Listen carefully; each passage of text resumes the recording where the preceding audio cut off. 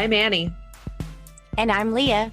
and this is Lactation Business Coaching with Annie and Leah, where we talk about the smart way to create a compassionate and professional private practice. Let's dive in.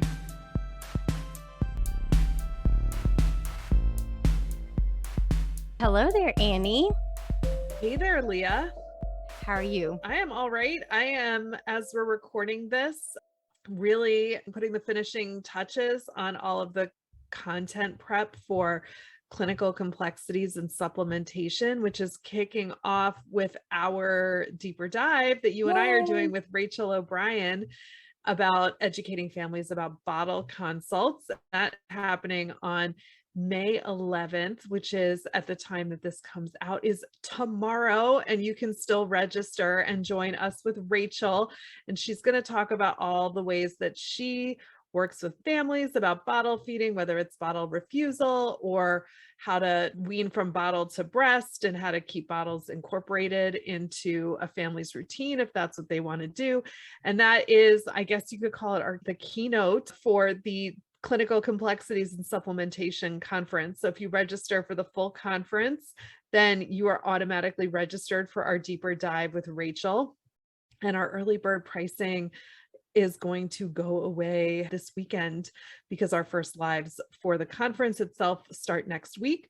So check out paperlesslactation.com/supplementing-babies and learn all about the conference. And we hope we'll see you at the deeper dive next week. Yeah, I'm so I'm excited. really excited about both the conference and the deeper dive with Rachel. I know she's done so much blogging about the work she does around bottle feeding, and I can't wait to have that time together with her to really dive into how she's incorporating that in her business, but also just like all the amazing things she's learned and done. And I'm really excited about talking to her, but I'm also so excited about the conference. I think it's just really neat to dive into this subject because really and truly it comes up so often. So there's much complexity to it, and understanding it even better is going to just help us be better lactation consultants. So once again, thank you for putting all that together and helping us learn and grow. I'm so excited to get to be part of that. So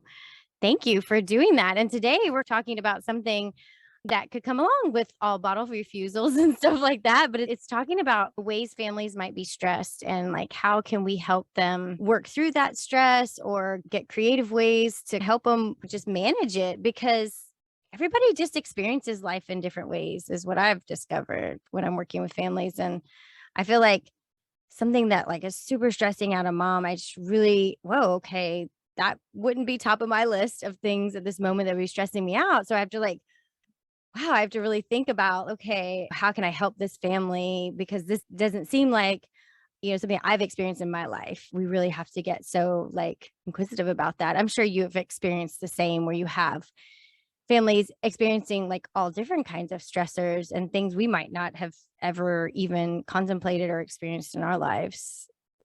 Yeah, definitely. And I think, what you're saying about certain kinds of stress, not everybody is going to see that thing as being stressful. I was thinking like recently about the whole like giving people a super bill and seeing if your insurance will reimburse. And for some people, they're like, oh, yeah, I'll mail it in and I'll make the phone call and I'll hassle them until they make good on their promise under the Affordable Care Act. And then other people, even just like getting the super bill, like that piece of paper can feel like such a weight of stress, and you don't know which it's going to be, but it definitely affects the families we work with. And I think it's important for us to understand that nobody is immune from stress. There is nobody out there. I don't know, maybe there's a person birthing with the woodland fairies and the unicorns and the dolphins, and then everything is perfect. Okay, but like the rest of us, Everybody else. we all have stress, and looking at how we're identifying like when they're showing us that something is stressful, I think is really helpful.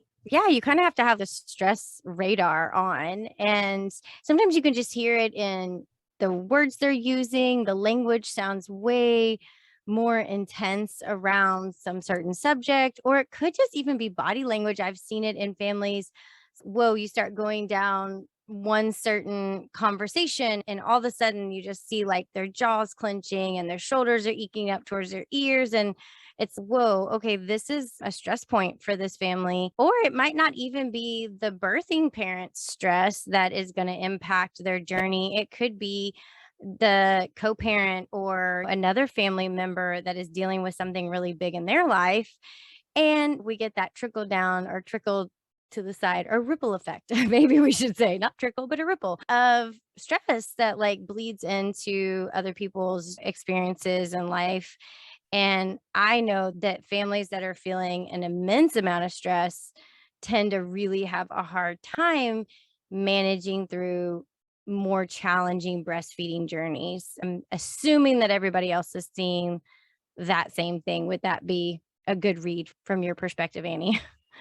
Yeah, and I think that's where I know we've come a long way from when you and I were having our babies at the beginning so many years ago. And we were just talking about this when we were together. There was so much pressure of you have to pick and like, are you a breastfeeding mother or are you a bottle feeding mother? And I felt it. And there was that stress for it was so intense of I could really just be making a mistake and it's going to jeopardize everything and derail the whole process. And I Right. definitely noticed like I have clients that are less of them are caught up in that kind of stress than I think I was or like my friends were when we were having babies. Some of them, when you're like educating, you have to really get creative with how you're talking to them. Like for one person, the same sentence could be seen as like motivation. Oh yeah, that was just the encouragement I needed to, hang Right. in there. Then the other person hears the exact same sentence is like, okay, now I'm like crushing under the weight of The expectation pressure. and I can't Yeah. do it.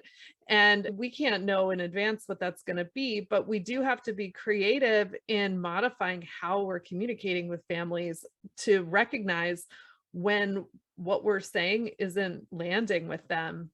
Yeah, and I think it all really starts with just being really present in your consult and really having an eye for observation of both, like we just said, the body language and the words that the family is sharing, and staying really open minded, because sometimes we might brush off a comment because we're like, okay, nobody's stressing about that, and then it's, oh, wait, that is the thing that they're stressing about, but it would never be top of your mind. I've had some of those instances where I'm just like, and it's not in the realm of a perinatal mood disorder where it's okay, this is clearly different. It's more of, I've never had that experience. So it wasn't even in my realm of comprehension to be stressed about that. And it's not until keep my mind open and have my radar on and then really start asking questions, just like, trying to understand where their perspective is in the light of this stressor in their life.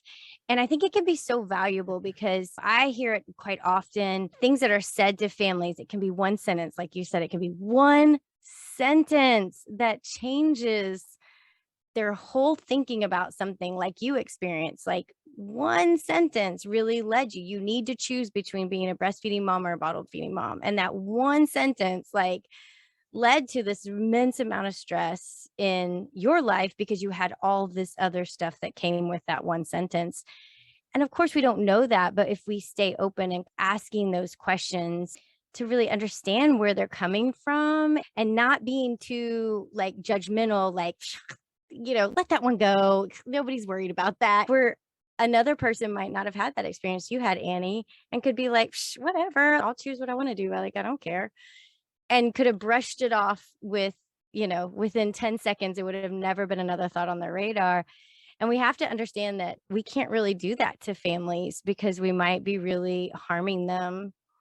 And by not understanding what their experience is, and our impact can come from either understanding or just staying with blinders on and thinking that we know everything and we know what everybody's experience should be around breastfeeding. And so we're just going to keep trooping along and not really pay attention.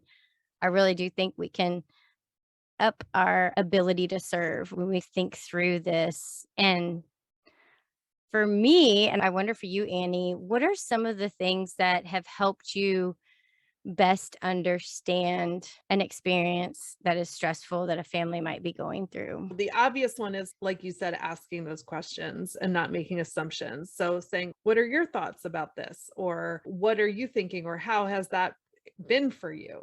What are your goals? Being really open in the questions that you're asking. But something else that has been really helpful for me is to have an attitude of agreement with my clients. And so whatever they're telling me about their experience, I will just agree with it. And it's so funny because what it brings up is something that I remember. I don't know why this topic is like bringing me back to 2007 when my With your my own kiddos? older child was born, but I just remember this one woman, I can't remember her name. I don't even know how long since I talked to her. We were like a barbecue or a picnic. It might have been like a church thing or something. And she had had her baby like 3 weeks after mine, maybe a month after mine. And she came up and told me, she was like, breastfeeding is so hard. So I just gave her one bottle of formula because I knew that's what I needed to do. And I felt so much better after I did it. And I just remember being like, but that's not what you're supposed to do. Like Yeah. inside, I was like, but they said that if you do that, it's going to ruin everything. And I was just like, oh my gosh, like, how could she do that? How could she make that choice? And now here I am, a lactation consultant. And I'm like, yeah, like sometimes you just need to do that just to show yourself that the world isn't going to come to an end if you do that, and to take the Yeah, pressure off. And I think back about like my feelings about what she said and how unwilling I was to agree with her because of this ideological perspective that I had that was given to me by sure. somebody. And thankfully, I feel like I was mentored well not to bring that into my clinical practice, but it definitely was there. That was my immediate reaction when she said that. And thinking about what could have been different inside of me. We were just friends. I wasn't like in any position over her to guide her, but I was like, what if I had been like, oh, wow. Yeah, I'm glad you took care of yourself. I'm glad you Yeah. recognized something that you needed to do. You look great today. You looked really tired last week, and today you look rested. And, a lot of times, the hard thing that takes years and years to understand is you don't know what somebody's gone through. You don't know what their current situation is. And what might seem like not a good idea for you or for another person might be just the thing that person needs. And I like this language around all of this, like about getting curious. Like, this is something that I've really tried to change my language around, is instead of saying I got to figure that out, I got to work on that, that all sounds like really hard. So if you're going to tell a parent, we got to figure this out, like, why are you stressed? We're going to figure it out. That seems, oh my gosh, there's an end to this. We're going to figure it out. Like, I got to push through until we figure it out. But if we could change the language a little bit and just say, let's get curious about what's going on for you and what might help. Let's just explore that a little bit. Let's get curious. And so this idea of changing some of the language to curiosity. So I'm working really hard on that in my own head and be like, okay, instead of thinking, I got to figure this out or I got to work on this, I'm going to be like, curious why that's coming up for me. I'm curious why I feel so stressed when I'm thinking about this. And I think we could help families have a better relationship with the things that might be stressing them and the solutions that might help to lead to less stress if we could talk in this language of like curiosity. So I just invite you to think about how you could word some things in your consults when it comes to your family sharing something maybe that's really stressing them out, and it helps you really lead to them finding the solution. Okay, let's just get curious about what are some things that we could try to figure, I was about to say figure out again. You hear me? I'm working on it, work in progress. But yeah, helping them open up their mind to like curiosity around the stressor, curiosity about why it's coming up for them right now, and curiosity about solutions, not to fix the problem. Obviously, sometimes problems aren't fixable, stresses aren't fixable, but how could we help them cope and manage in a stressful situation or a stressful event that's going on in this time in their lives?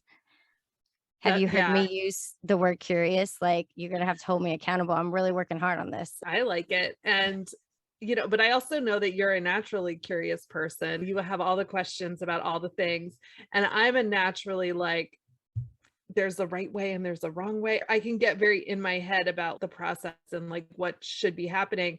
And for me, I guess my version, and maybe I'm just like not naturally that curious. I don't know. I guess I think for me, it's like thinking about life as like improv theater and just saying yes and to whatever's happening. I like it. And that really helps me just get myself out of my rule maker head and just be like, they come and they're like, well, I mean, like, okay, like really extreme scenario. A family is like, we're only feeding our baby 4 times a day. And then I could be like, yes. And imagine how well your baby would be gaining weight if you fed them 8 times a day.